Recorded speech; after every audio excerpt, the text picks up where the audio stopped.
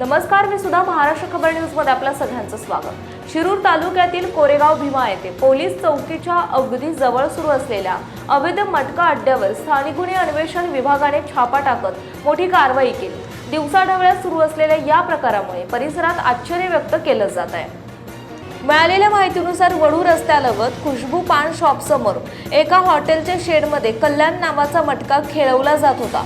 याबाबतची माहिती LCBला मिळाल्यानंतर पोलीस उपनिरीक्षक अभिजित सावंत यांनी त्यांच्या पथकाने अचानक छापा टाकला।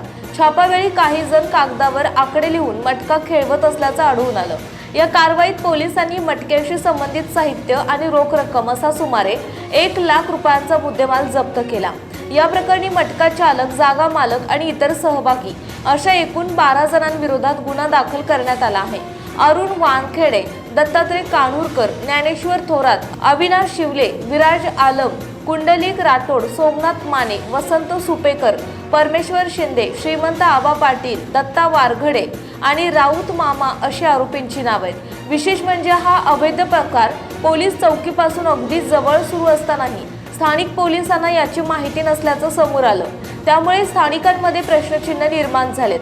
अखेर स्थानिक गुन्हे शाखेला हस्तक्षेप करून ही कारवाई करावी लागली। या कारवाईनंतर परिसरातील अवैध धंदे करणाऱ्यांमध्ये भीतीचे वातावरण निर्माण झाले असून पोलिसांनी अशा कारवाया पुढेही सुरू ठेवणार असल्याचे संकेत दिलेत।